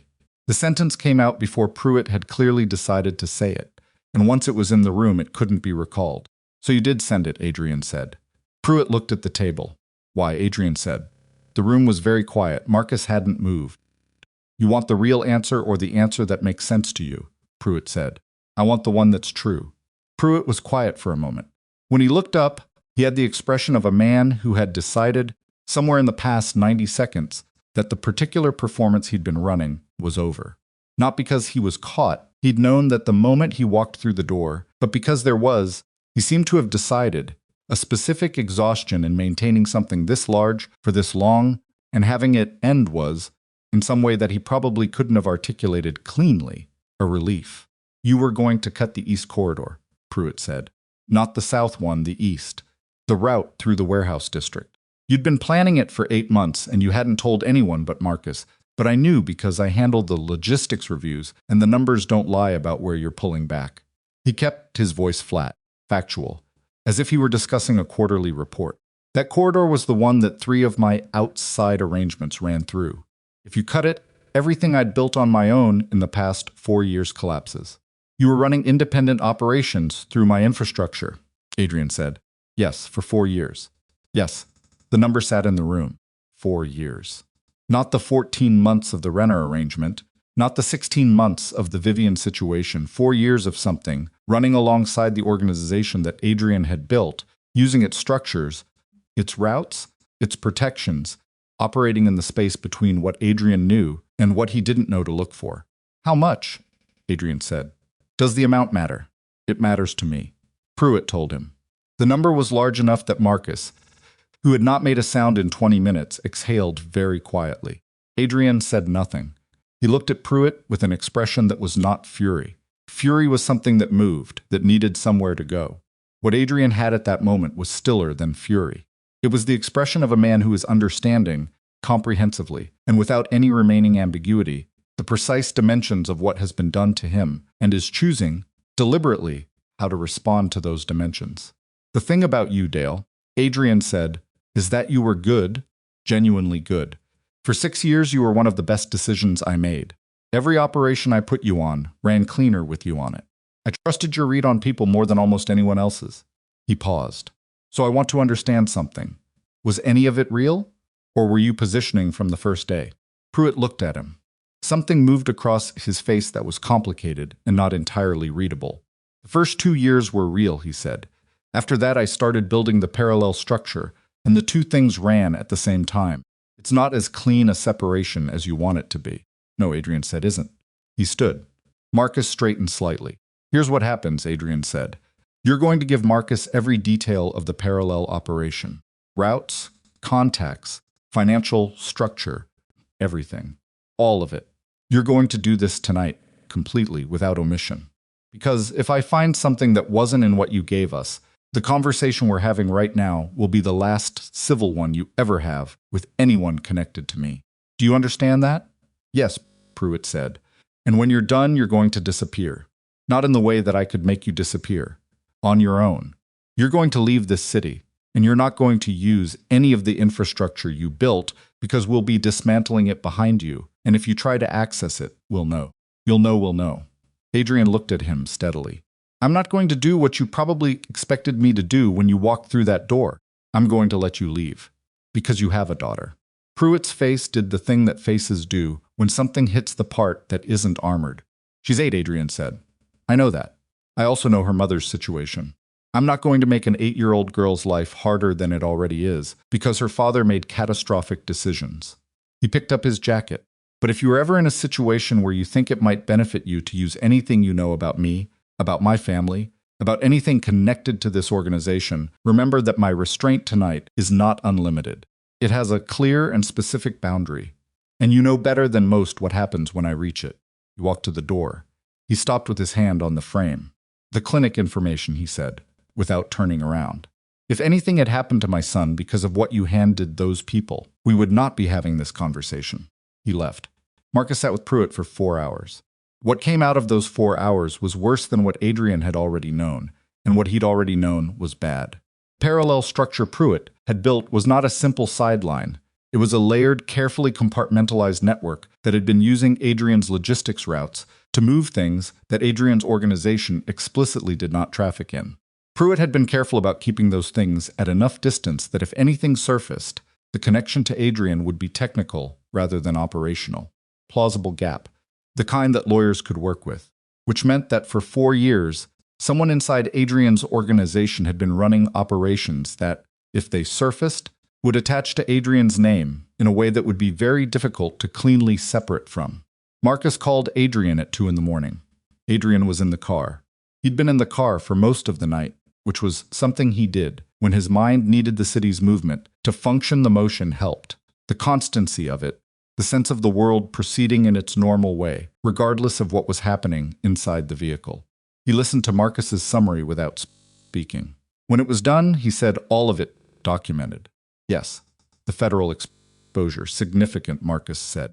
If someone decides to connect the logistics to the organization without knowing about the internal structure, if they look at the routes and see Adrian Vale's infrastructure without seeing Pruitt's layer underneath the picture, is not good. Someone like who? A pause. The DA's office has been building something for the past 8 months, Marcus said. I've had fragments. I didn't bring it to you because it looked like a routine phishing operation. But given what Pruitt just gave me the routes, they're looking at overlap with what he was running. Adrian was quiet. They're not looking at Pruitt, Marcus said. They don't know about Pruitt. They're looking at the infrastructure. It's yours. The car moved through the empty 3 in the morning streets. Adrian watched the lights going past and thought about the architecture of what had been built around him. Not all at once, piece by piece, over years, by different people with different motivations, each one finding a different seam and working it quietly while he was occupied somewhere else. Vivian at the personal level, Pruitt at the operational level, Renner at the strategic level, and now a DA's office finding the shape of something that wasn't what they thought it was, but looked like enough of what they were looking for that the distinction wouldn't matter in the immediate term. 4 separate things converging. And in the middle of all of it, a safe house on the 14th floor of a building in Midtown, where a woman he had betrayed was sleeping beside their son. Get me everything Pruitt gave you in writing, Adrian said. I need to look at the full picture. Tonight? Yes. He read through it at the Lexington office alone, while the city outside went through the specific quiet of the hours between 3 and 5 when even Manhattan's noise level drops to something approaching human scale. The documents Marcus had compiled Pruitt's operational records, the route maps, the financial traces. The contact chains told a story that was not the story Adrian had thought he was living for the past 4 years. It was a story about a structure that had been hollowed out in one section, without the outer walls showing any damage, the way certain kinds of rot work from the inside, invisibly, until the thing you thought was solid turns out to be performing solidity while actually being something else. He sat with the documents until 5:15. Then he made a call that he had not made in 3 years. The number was to a man named Theodore Vance, who was an attorney and whose practice dealt with the specific intersection of criminal defense and federal negotiation that most attorneys preferred not to work near. Vance picked up on the 4th ring. He sounded awake, which either meant he was an early riser or he'd been expecting something like this call. Adrian, Vance said. I need to meet today. What's the nature of it? Preemptive, Adrian said. I have documentation of a parallel operation run inside my infrastructure by someone I didn't know about. The infrastructure is mine. The operation wasn't. I need to understand what that looks like from this outside and what the options are for getting ahead of it. Short silence. How complete is the documentation, Vance said. Complete enough. How long has the parallel structure been running? 4 years. Another silence, longer this time. The DA's office, Vance said. Not a question. You know about the investigation. I know they've been building something in that general territory. I didn't know it was close to you specifically. Vance's voice had shifted into its working register, less the tone of someone roused from sleep, and more the tone of someone running calculations. If you have documentation that demonstrates the separation between your operations and the parallel structure, and if that documentation is complete and verifiable, there's a conversation to be had. But Adrian, that conversation changes things significantly. I know, it's not just about the legal exposure. Cooperating in any form, even defensively, means— I know what it means, Adrian said. Vance was quiet for a moment. How much of the organization are we talking about, exposing to get ahead of this? Adrian looked at the document spread across the desk, the 4 years of records, at the routes and the contacts and the financial structures that Pruitt had meticulously documented, apparently keeping his own records with the same thoroughness he'd brought to Adrian's legitimate operations out of habit, perhaps, or out of the professional compulsion of someone who trusted systems more than memory. However much it takes, Adrian said. I need my son not to grow up visiting his father through glass. Vance said he'd be at the office at 8. Adrian hung up and sat in the quiet. He thought about what the organization had cost him. Not in legal or financial terms, those were manageable categories, things with known shapes. He thought about what it had cost in the currency that didn't have a ledger. The years he'd spent building something that, from the outside, looked like power and security, and from the inside was increasingly a machine for consuming exactly the things it was supposed to protect: his attention, his judgment, his capacity to be present for the life that existed outside the structure. He had been so focused on the walls that he hadn't noticed what was happening inside them. He had been so committed to the idea of control that he had missed, year by year, the specific moments that didn't wait for him to be ready: his son's birth, the months of his wife's pregnancy, the years he'd spent in rooms with Dale Pruitt thinking he was seeing one thing, while something else entirely was happening 3 feet away. At 5:40, his phone buzzed. It was Marcus, Adrian answered. We have a problem, Marcus said. His voice had the quality that it almost never had: not controlled, not managing, compressed. The voice of a man who has received information that he has not yet fully absorbed. What happened? Daniel, Marcus said. The safe house. The word was sufficient. Adrian was already standing. What about the safe house? Someone made us. We don't know how yet. 2 men approached the building 40 minutes ago. Our people stopped them before they got past the lobbies. He's fine. Elena and Daniel are both fine. Our people held the perimeter. A short pause. But Adrian, the 2 men they stopped. They weren't Renner's people. Adrian stopped moving. Whose, he said. We're running it now. But the way they were equipped, the way they moved this, wasn't a street operation. These were professionals. The kind of professionals you hire when you want something done that you don't want traced back to you through any of the normal channels. Someone hired outside contractors, Adrian said. Yes. To go to the building where my son is. Yes. The morning light was beginning outside the window, that first gray-blue that comes before actual sunrise, the light that makes everything look both clearer and more fragile than it actually is. Adrian stood at the window and looked at it, and felt something settle in him that was not calm and was not rage, but was something that combined the stillness of both. Renner said it wasn't him, he said. I know. Do you believe him? Marcus took a breath. I ran the equipment our people recovered. Contractors. Their gear has a supply chain that doesn't connect to Renner's organization. Connects to someone else. Who? Someone who's been very quiet. Someone who's been letting Renner run the visible operation while they run something underneath it. Marcus paused. Someone who has a reason to want the leverage that Renner's been building, but a different reason than Renner. Not territory. Not a logistics corridor. Adrian was very still. What reason, he said. The DA's investigation, Marcus said. The person who's been running it isn't just building a case against the infrastructure. They've been building it toward a specific outcome. And that outcome requires you to be in a defensive position, distracted, emotionally compromised, managing too many threats at once to see the actual one clearly. Adrian turned from the window. Someone is running the DA's office, he said. Someone is influencing it, Marcus said carefully. Difference. But functionally, in terms of what it means for you right now. It means the legal exposure isn't a separate problem from the personal one. It means they're the same problem, Marcus said, which means whoever is behind this had a plan that was bigger than Renner. Renner was a piece of it. Pruitt was a piece of it. Vivian was a piece of it. But the architecture is someone else's, Adrian said. Yes. The morning light was getting brighter. Adrian thought about Theodore Vance, who was going to be at his office at 8 o'clock ready to discuss preemptive cooperation with federal investigators.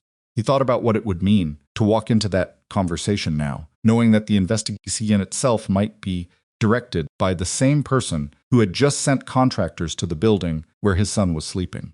He thought about Daniel in the bassinet, practicing breathing. He thought about Elena in the chair beside him, watching the door in the way she'd been watching things for 6 years steadily, without flinching, absorbing far more than she had ever agreed to absorb. He thought about what it meant that someone had built this entire structure, the affair, the operational penetration, the legal exposure, the visible threat from Renner, serving as cover for something deeper, and had been patient enough to run it for years, waiting for the right convergence of pressure points. And he thought about one other thing. Whoever had built this had needed information about the most personal parts of Adrian's life to construct it. Not operational information, personal information. The affair, Elena's pregnancy, the clinic, the timing of the birth, the specific emotional vulnerabilities of a man who had, in the process of building something powerful and protected, left the center of himself entirely open because he'd forgotten to think of it as something that needed protection. Someone had known him that well. Not Pruitt. Pruitt had known the logistics. Not Renner. Renner had known the territory. Not Vivian.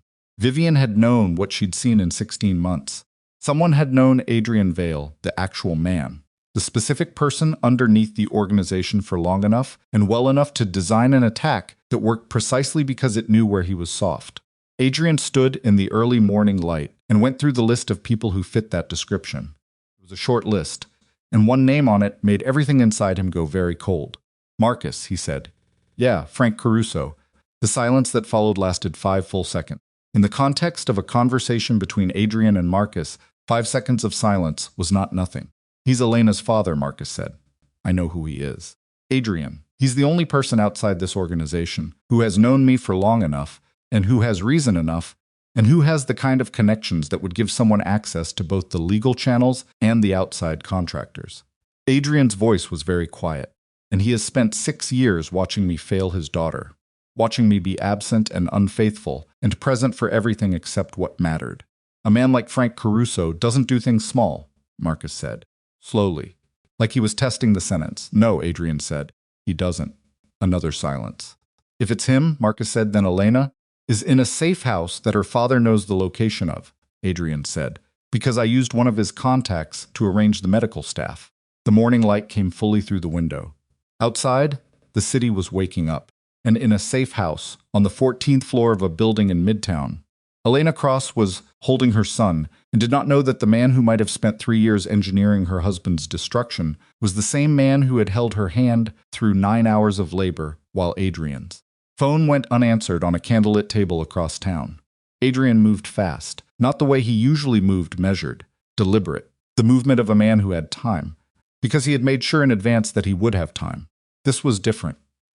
This was the movement of a man who has just understood that every calculation he's made in the past 3 weeks was built on a foundation that was not what he thought it was, and that the gap between what he thought and what was true had a specific geography that included his son's location. He called the safe house first. Danny picked up. Daniel was fine, she said. Elena was awake, feeding him. Everything was quiet. Don't let anyone in, Adrian said. Not staff, not building management, not anyone who wasn't on the list we gave you at the start. If anyone comes to the door, you call me before you open it. It's something, just do it. He made himself soften his voice by about 3 degrees. Please, it's precautionary. He hung up and called Marcus. 2 more people to the safe house. People you've personally known for at least 5 years. Nobody new, nobody borrowed, our people. On it. What about Caruso? I need to know where he is right now. Not a call physical location. Going to take however long it takes, but fast. He ended the call and stood in the Lexington office with the early morning light coming fully through the windows now, and thought about Frank Caruso. Frank was 72 years old. He was a man who had spent 40 years in New York's lower-profile version of the same world. Adrian occupied not the visible, organized kind, but the kind that runs through real estate and city contracts and the specific machinery of municipal decisions that most people don't notice because they're not looking at the right level. Frank had never been arrested. Frank had never been named in a federal filing.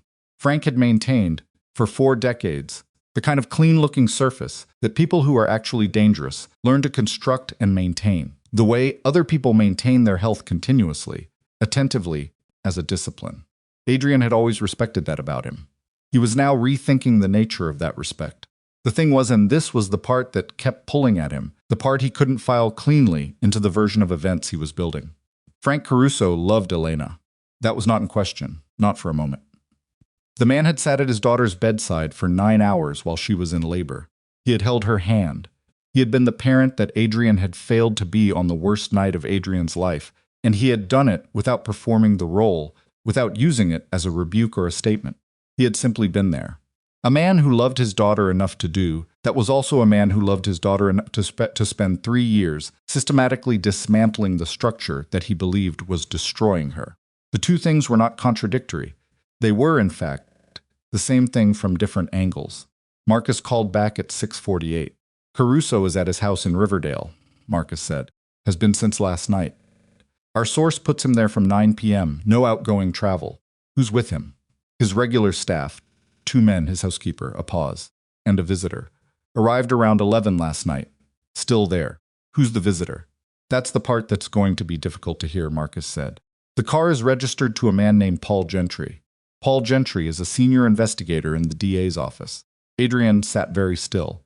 He's been there since 11, Adrian said. Yes. So while our people were intercepting contractors at the safe house, Caruso was at home with a DA investigator. Establishing his location, Marcus's voice was measured. Clean alibi if the contractors were ever traced back. Adrian thought about the architecture of it again, patience of it. A man who understood, from 40 years of experience, that the most effective kind of operation is one where you never have to be in the room when the consequential things happen, where every action has a layer between you and it, where your presence, when examined, reveals only what you chose to be visible. He's not going to run, Adrian said. He's too smart to run. No. Which means I can't go at him directly. If I move on Frank Caruso and I'm wrong, you're not wrong, Marcus said. I don't think you're wrong. Proving it is a different thing. I know. Adrian stood and went to the window again. Get me everything we have on Paul Gentry. How long has he been in that office? Who he reports to? Whether anyone has noticed anything unusual about the investigation's direction in the last year. And Caruso, I need to talk to Elena, Adrian said. Before I do anything about her father, I need to talk to her. Silence. That's going to be the hardest conversation you've had in a week. It's been full of hard conversations. Yes. How are you going to do it? I'm going to tell her the truth, Adrian said, and see what's left standing after. He got to the safe house at 7:20. Elena was in the main room when he came in, Daniel against her shoulder, one hand patting his back in the rhythmic automatic way that she'd apparently mastered in the past week. She looked up when Adrian came through the door and his face the way she'd been reading his face for 6 years. Sit down, she said, not harshly. As a practical instruction, he sat. She kept patting Daniel's back. What happened? He told her. All of it. The contractors at the building, which she'd already partially understood from the way the night staff had moved. The shape of the operation Renner, Pruitt, the DA's investigation, and its direction. And then, carefully, precisely, watching her face, Frank Caruso's name and what the evidence suggested. Elena's hand on Daniel's back didn't stop its rhythm. That hand kept moving, steady, while everything else in her face went through something that Adrian had no clean word for. It was not disbelief. He could see that she was processing rather than rejecting. It was not grief exactly. It was something that looked like the specific interior experience of a person who has just had a very large, very load-bearing assumption about their world removed without warning. She breathed in through her nose slowly. Show me, she said. Elena, show me what you have. He showed her. Not all of it. Some of it was operational detail that didn't belong in this conversation, but the structural evidence. The timeline. The connections, the contractor's supply chain and where it led. Presence of Paul Gentry at her father's house at 11 p.m. on the same night. She looked at everything. She took a long time with it. Daniel fell asleep against her shoulder during this process, and she transferred him to the bassinet with one hand, while she kept reading with her eyes, and even that the multitasking precision of a woman, who had already learned to do multiple complex things simultaneously, who had apparently developed that capacity over the past week without anyone teaching her, struck Adrian as something he should have been there to witness developing. When she finished, She put the documents down on the table between them. He never told me, she said. I know, he was at the hospital. He held my hand. She looked at the middle distance. He called you and told you about Daniel.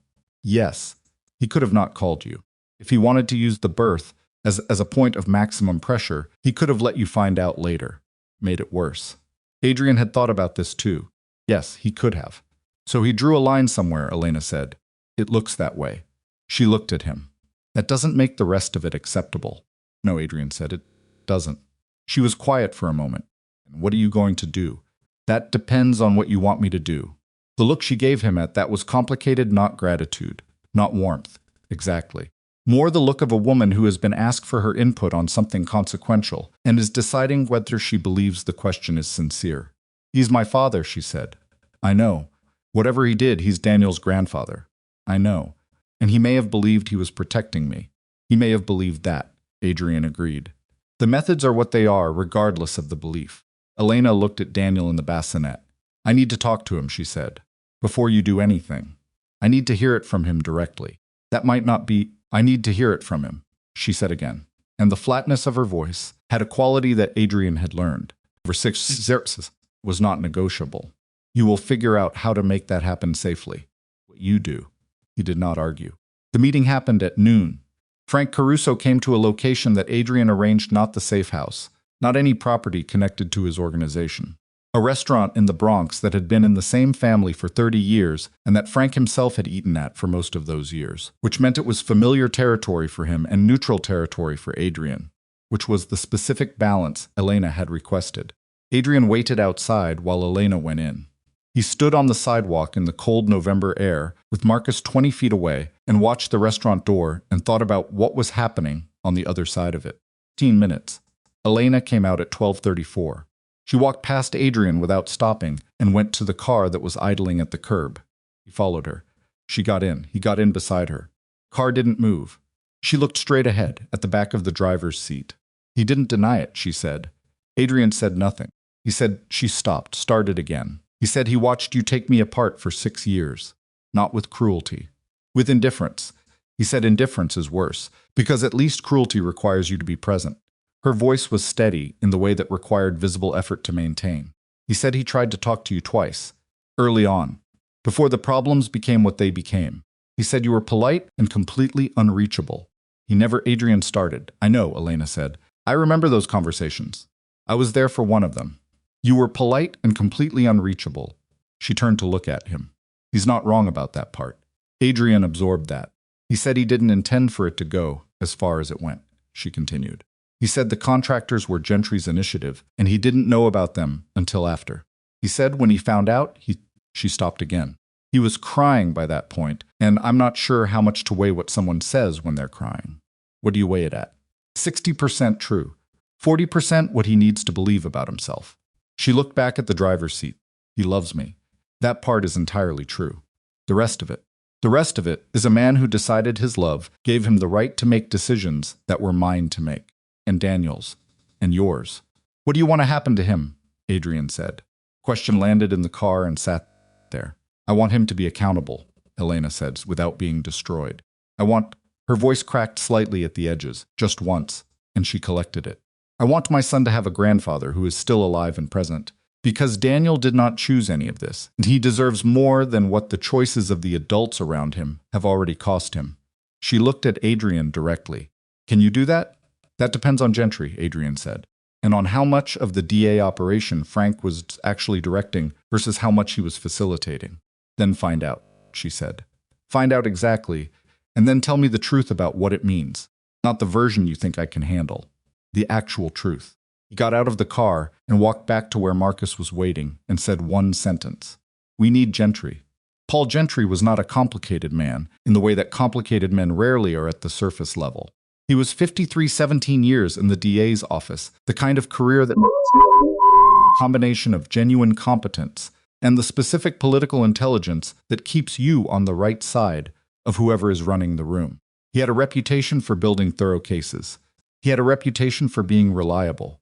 He did not have a reputation for operating outside his sanctioned boundaries, which either meant he didn't, or it meant he was very good at making it look that way. Marcus found his pattern in 3 hours. Gentry was methodical. He had lunch at the same 3 places on rotation. He drove himself to work. He had a specific parking structure on Center Street that he used every day because his reserved spot was on the 2nd level, and the 2nd level was enclosed, and the enclosed 2nd level of a parking structure at 2 in the afternoon on a Tuesday had a particular quality of emptiness that made it, whether he knew it or not, the kind of location where conversations happened that people didn't want overheard. Adrian was waiting beside Gentry's car when Gentry came off the elevator. Gentry stopped. He was a careful man. Careful men register threat quickly and manage their response to it, and what Gentry's face did in the 2 seconds after he saw Adrian was a very controlled version of registering threat. He didn't run. He didn't reach for his phone. He stood and looked at Adrian and said, "Mr. Vale, Mr. Gentry." I know what it is," Adrian said. "I'm not going to make it worse than it needs to be. I'm going to ask you some questions, and you're going to answer them honestly, because you're a man who has spent 17 years building a reputation for being trustworthy, and the last thing you want is what happens if you lie to me right now in this parking structure." Gentry looked at him for a long moment. He was calculating. Adrian could see it, the specific quality of calculation that experienced people have, where you can see them working through the branches. "The contractors," Adrian said. "Last night, the safe house." Gentry breathed. "That was your initiative," Adrian said. "Frank Caruso didn't sanction it. The building was identified as—" "My son is 9 days old," Adrian said. His voice did not rise. It did the opposite. It dropped to something very quiet. "He is 9 days old, and you sent people to a building where he was sleeping." Gentry's face changed, just slightly. "They had instructions not to." "I know what their instructions were," Adrian said. "Instructions have a habit of not surviving contact with the situation. You know that. You've prosecuted enough cases where instructions didn't survive contact with the situation." Gentry said nothing. "Here's what I know," Adrian said. "The investigation your office has been building, the infrastructure it's targeting, you've been directing it toward a specific outcome that wasn't determined by the evidence. The evidence was gathered to fit the outcome. Someone gave you the shape of the thing you wanted to find, and you built a case around that shape." That's a serious... "It's accurate," Adrian said. "And you know it's accurate, which is why you're not finishing that sentence." He looked at Gentry steadily. "I have documentation of the parallel operation that was running through my infrastructure without my knowledge. 4 years of records, contact chains, financial traces, route maps, all of it. The investigation your office has been building looks like me. The documentation I have shows it was someone else." He paused. "That's a problem for you. Not legally, yet legally you have enough distance that you might walk away clean. Professionally, reputationally. When it comes out that the direction of the investigation was influenced from inside the office, and it will come out, since these schools come out, because these things always come out, you will have been the person who was on the case." Gentry was sweating slightly. It was cold in the parking structure, and he was sweating. "What do you want?" Gentry said. "The investigation stops," Adrian said. "Not because you're doing me a favor, because you redirect it toward the actual evidence, which I am going to provide to your office through proper legal channels via my attorney. Theodore Vance will contact your office tomorrow morning. What he brings will give you a better case than the one you were building, against people who are actually culpable, and it will do it cleanly, in a way that your name comes out of looking like you followed the evidence where it led. And in exchange, my family is left alone," Adrian said. "Completely. Elena, Daniel, Frank Caruso's, to whatever extent that's within your control. Whatever arrangement exists between you and Caruso ends and does not continue in any form." Gentry was quiet for a long moment. "The contractors last night," he said. "I want you to understand that was an error that I am choosing not to respond to in the way you know I could respond to it," Adrian said. "That choice has a duration. It extends through the period in which our arrangement holds. The arrangement doesn't hold. He let that sit there without finishing it. He didn't need to finish it." "Vance will call tomorrow," Gentry said. "Tomorrow morning," Adrian said. "Early." He turned and walked toward the elevator. His footsteps echoed in the concrete space. At the elevator, he stopped without turning around. "Gentry." "Yes, the contractors. If any of them are still in the city." "They left this morning," Gentry said. "I made sure of it." Adrian nodded once and got in the elevator. The call to Vance took 20 minutes. The call to Marcus took 10. By 5 in the afternoon, the architecture of the next 36 hours had been established, and Adrianson sat in the Lexington office with the documents spread across the desk and understood that what he was about to do was irreversible. When Theodore Vance walked into the DA's office tomorrow morning with the Pruitt documentation, it would begin a process that would move in one direction. Evidence, once formally offered, has its own momentum. The investigation that redirected toward Pruitt's parallel operation would find what it was pointed at, and in the course of finding it, it would find other things because Pruitt's operation had not existed in complete isolation. And 4 years of records contained connections that went places Adrian had not yet fully mapped. Some of those connections led back to Adrian's organization. Not to the crimes Pruitt had been running, but to the infrastructure, to the mechanics of how the legitimate side of his operation functioned, the money, the logistics, the arrangements with people in various municipal positions who had been, for years, useful to him, and to whom he had been correspondingly useful. That was not going to look clean, however it was presented. Vance had been honest about that this morning. The cooperation could be structured to minimize exposure. It could be presented in a way that emphasized the distinction between what Adrian controlled and what Pruitt had been running without his knowledge. There were legitimate arguments to be made, and Vance was good at making them. But at the end of the process, certain things would be on record. Certain facts about how the organization operated would become part of a federal case file, and a federal case file had its own life, its own uses, its own capacity to be referenced and cited and built upon. His empire, as he had built it, was not going to survive this. He had known that since 5 in the morning, sitting in this office reading Pruitt's documents. He had known it in the parking structure with Gentry. He had known it every hour since. He picked up his phone and called Elena. Picked up. "Is Daniel okay?" he said. "He's asleep," she said. "He ate well." "Good." He paused. "I need to tell you something." "Then tell me." When Vance goes to the DA's office tomorrow, it's going to start something that ends the organization. Not immediately. It'll take months, maybe longer. But the direction of it once it starts, I can't control where it goes. I can only control how I position myself relative to it. He waited. The life you've been living. The security of it. The financial part. That's going to change. Elena was quiet for a moment. "How bad?" she said. "I don't know exactly. Significant." "Daniel is safe," she said. "Not a question. If you do this, he's safe?" "Yes," she breathed. "Then do it," she said.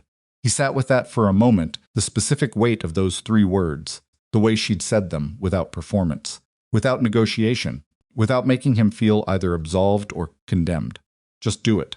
The practical response of a woman who had already decided what mattered most and was not going to spend energy on anything adjacent to that decision. "There's one more thing," he said. "What?" "I'm going to meet with Curtis Renner again." "Why?"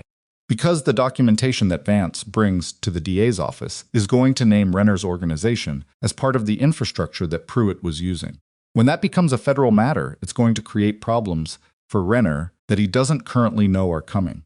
I owe him not a favor exactly, but a notification." He agreed to terms. He held up his side. He told me about Pruitt.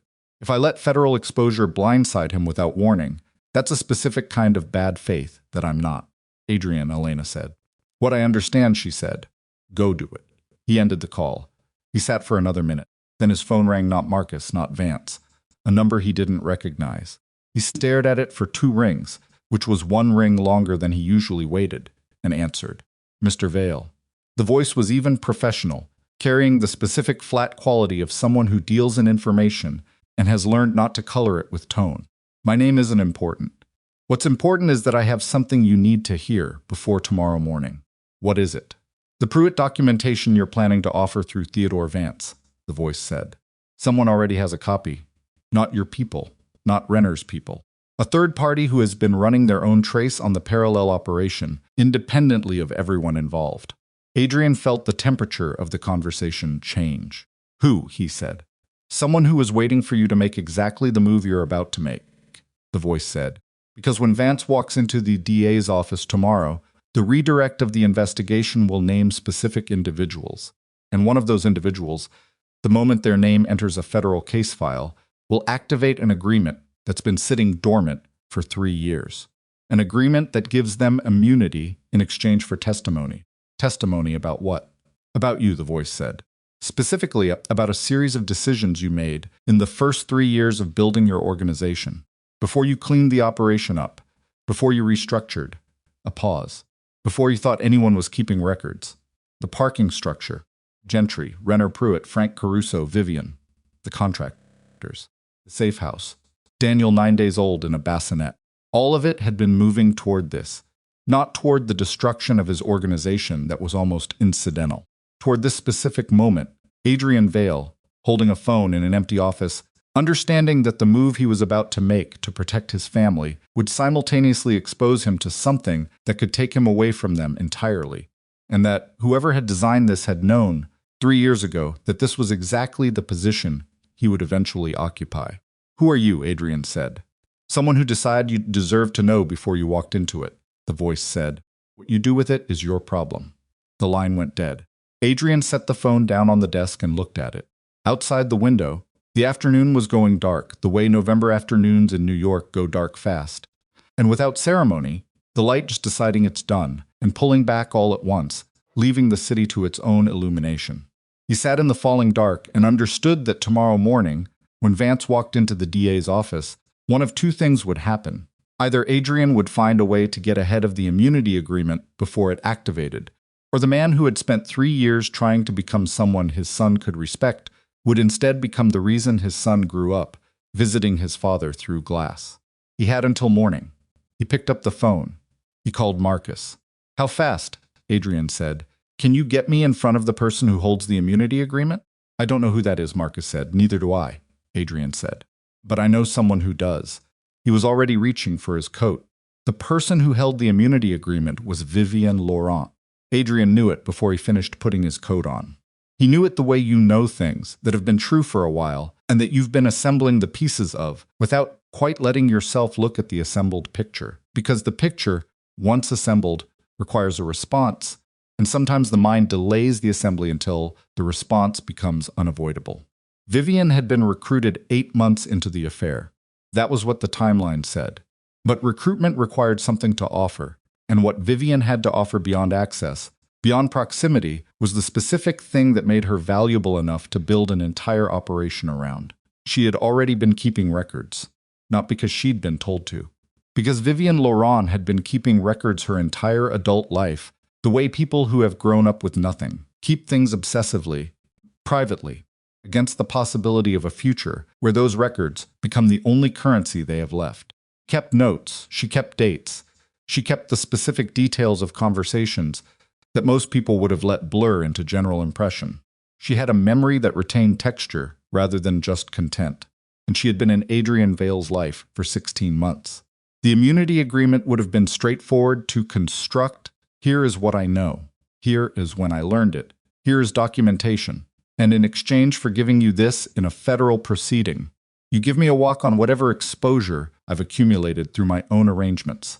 Clean exit, purchased with someone else's liability. Someone had found her before Renner had, before Pruitt. Someone patient enough to wait, cultivate, and position. Called her from the car. She picked up on the second ring. "I was wondering when you'd call," Vivian said. "I know about the agreement," Adrian said. Pause. Not the pause of surprise. The pause of a woman deciding how to have a conversation she'd been rehearsing.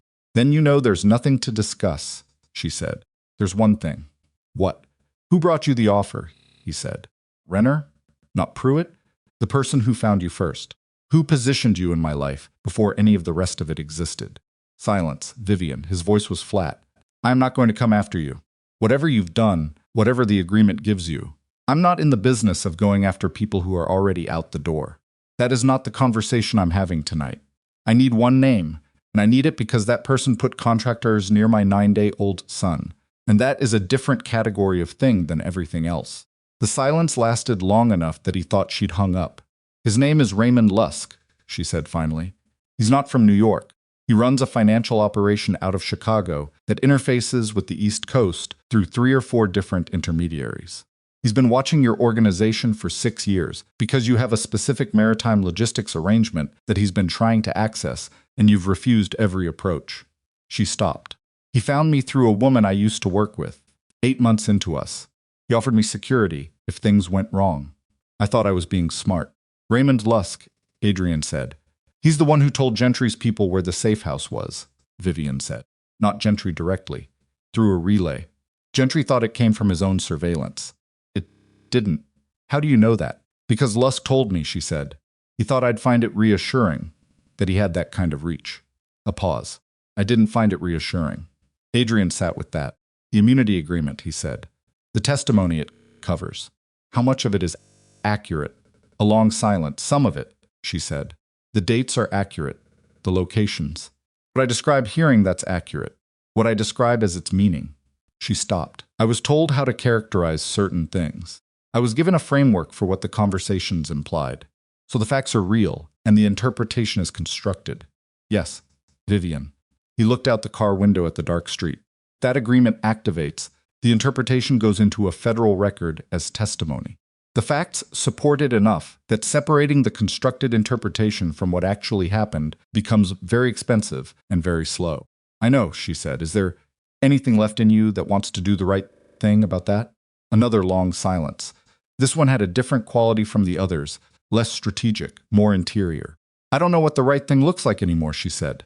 I made decisions that I told myself were practical, and they turned out to be something else. I told myself I wasn't hurting anyone who wasn't already in a position where hurt was a professional occupational hazard. A pause. Your son is 9 days old. Yes. I didn't know about the contractors until after. I want you to know that. I know, Adrian said. Marcus confirmed it. That doesn't make the rest of it. No, Adrian said. Doesn't, she breathed. What do you need from me, she said. A meeting, he said. Tonight, not with me. With Vance. My attorney. Whatever you tell him about the construction of the testimony, however you want to characterize your willingness to clarify the record, that becomes part of what he brings to the DA's office tomorrow.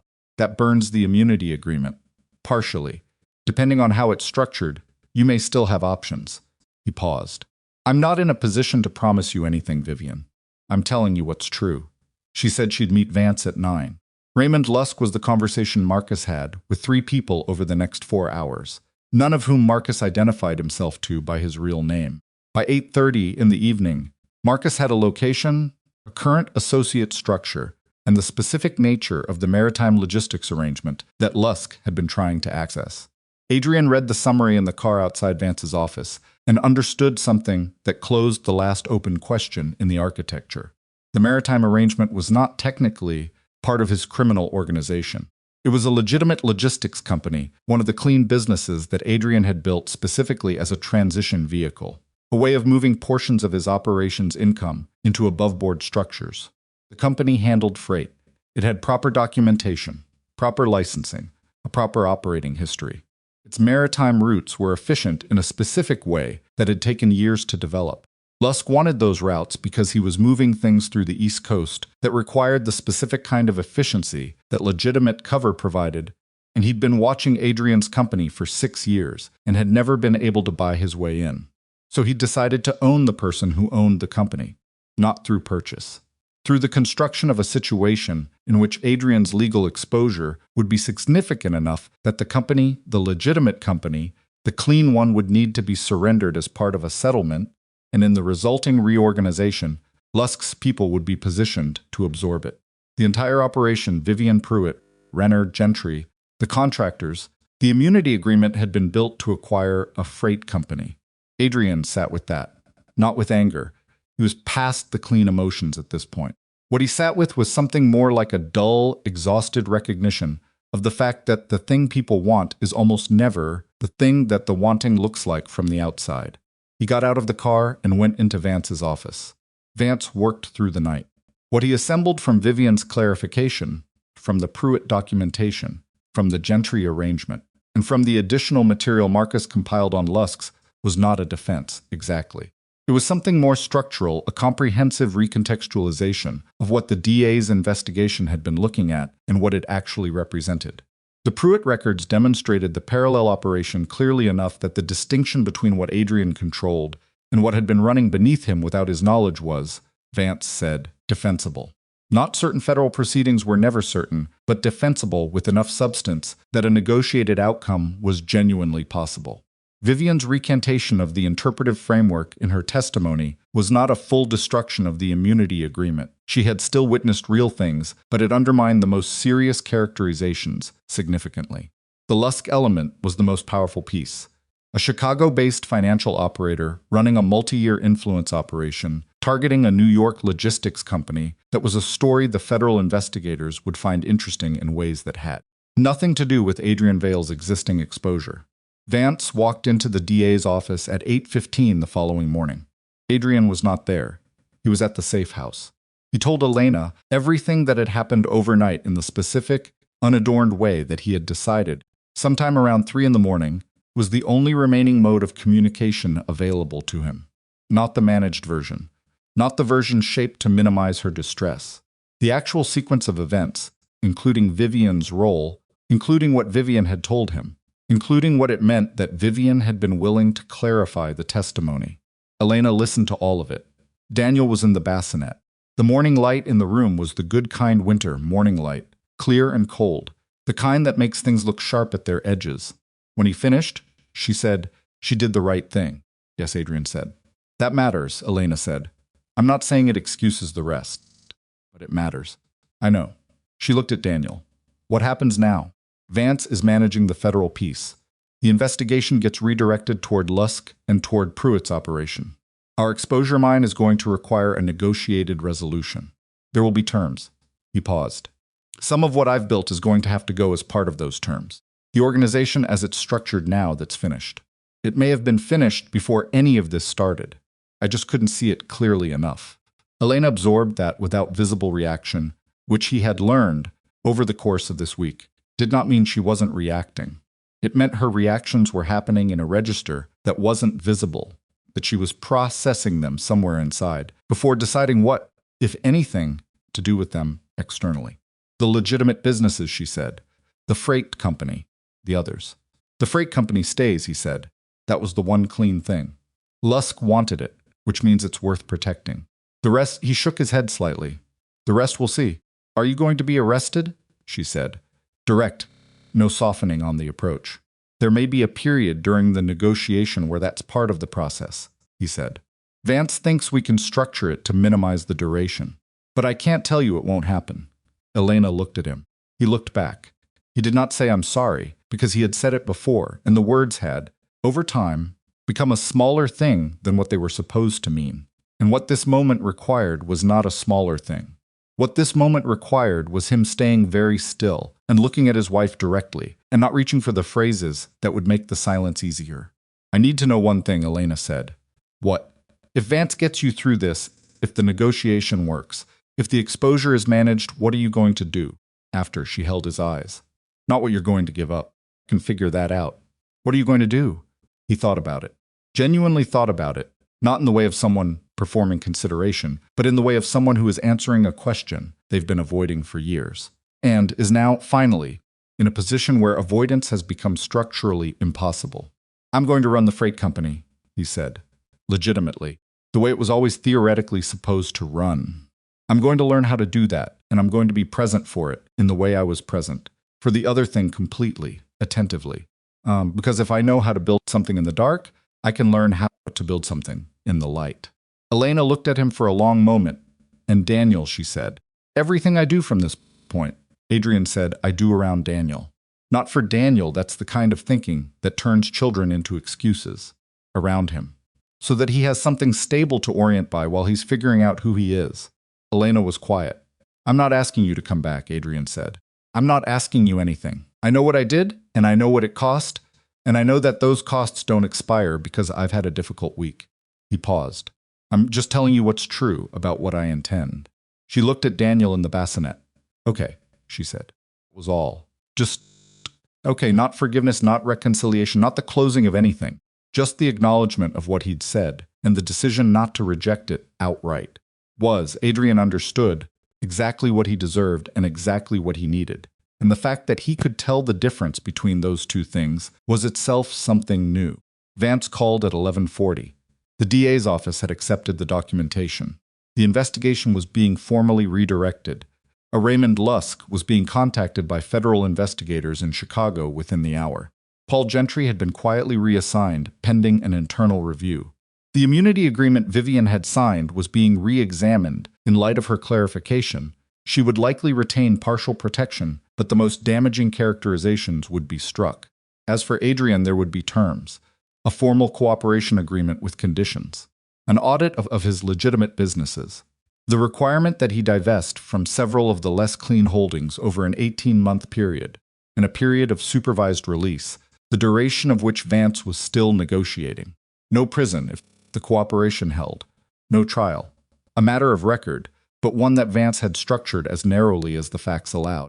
Vance said, "It's the best outcome I thought was possible, and it's better than I thought we'd get at midnight." Adrian said, "Thank you, Theodore."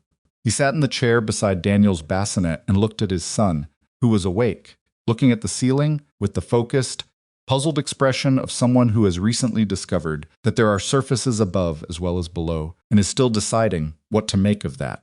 Adrian put his hand near Daniel's, and Daniel's hand moved reflexively and closed around Adrian's index finger. He sat like that for a long time. Frank Caruso called in the afternoon. Adrian answered. The call was short. Frank said, "I understand what you did with Gentry. I understand the terms." A pause. "I want you to know that what I did, the methods I would do differently."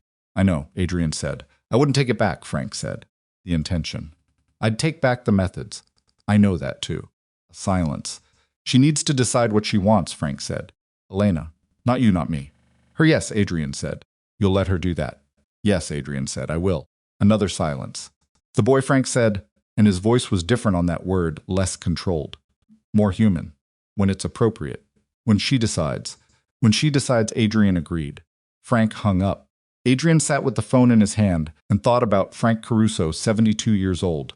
40 years of building and protecting and maneuvering, watching his daughter move through a marriage that was grinding her down 1 year at a time, and deciding eventually that the tools he knew how to use were the tools he would use, regardless of what they cost. Because the alternative was watching without acting, and that was the one thing Frank Caruso had never been able to do. He didn't forgive him. Forgiveness was Elena's decision to make, not his. But he understood him, and understanding, he had discovered recently, was a different and sometimes more useful thing. The months that followed were not cinematic. They were the slow, unglamorous work of dismantling something large, not in the explosive way that destruction usually moves, but in the careful, deliberate way of people who are trying to take something apart without letting the falling pieces damage what's underneath.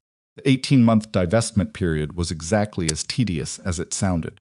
Vance managed it with the same thoroughness he brought to everything, and Adrian was present for every meeting, every document review, every conversation with the auditors who worked through his holdings with the methodical attention of people who are being paid to find what's there, regardless of whether you want it found. He found that he could sit in those meetings without the specific kind of internal resistance that had characterized most of his professional life. The resistance that came from always knowing that somewhere in the structure there was something you didn't want examined.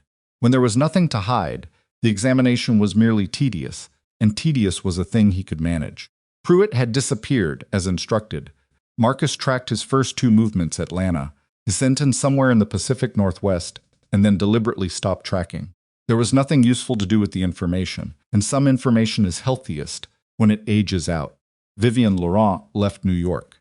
Adrian knew this because she sent a single message through Vance, not to him, directly saying that she was going to try to do the right thing with whatever came next, and that she was sorry in the specific way that people are sorry when they know the word is inadequate and use it anyway, because there isn't another one. Vance passed the message along. Adrian read it once and put it away. Renner held to the terms.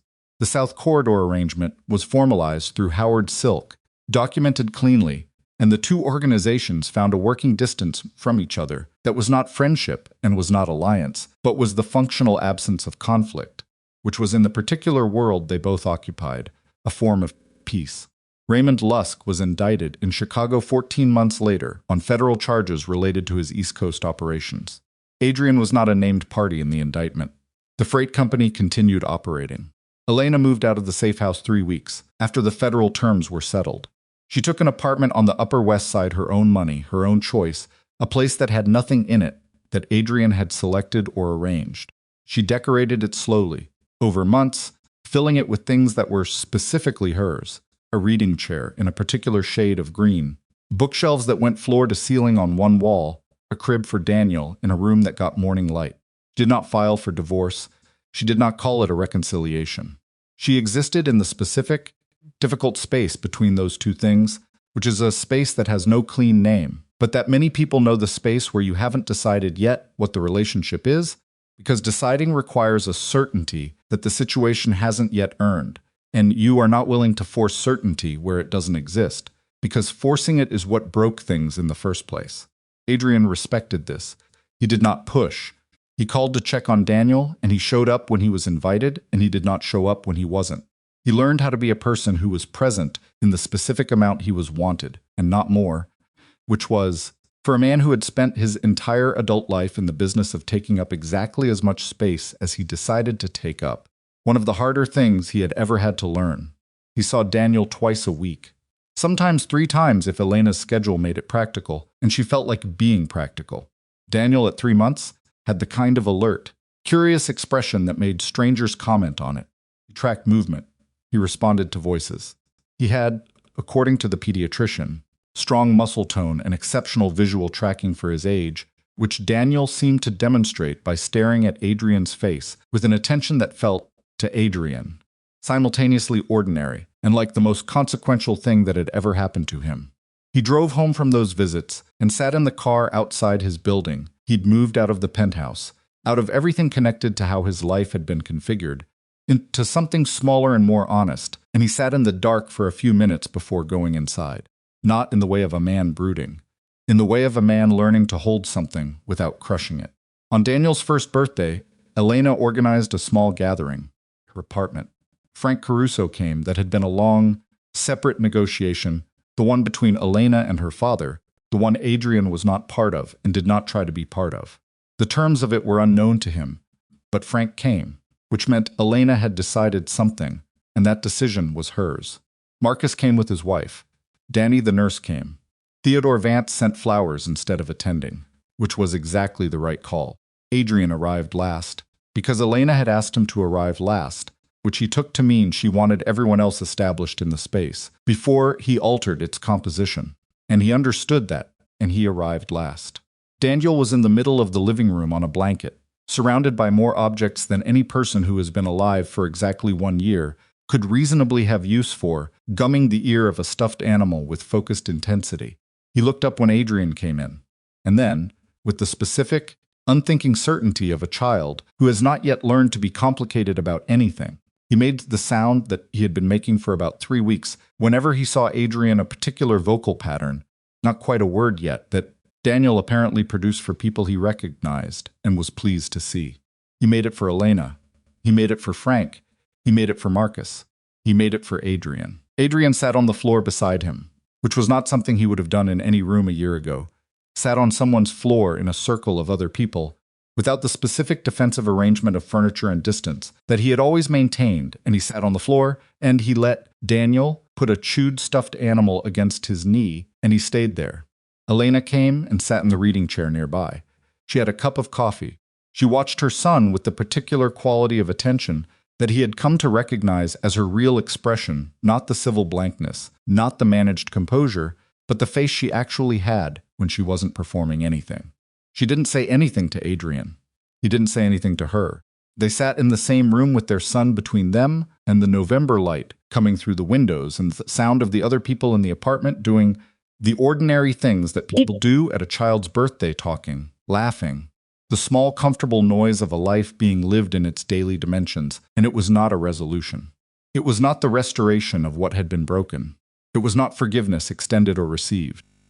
It was something smaller and more durable than any of those things. It was 2 people in the same room, not pretending. 6 months later, on a Tuesday morning in the spring, Elena called him.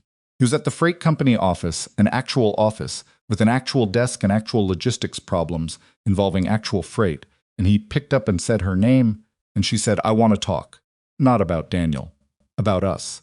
About whether there's still an us to talk about.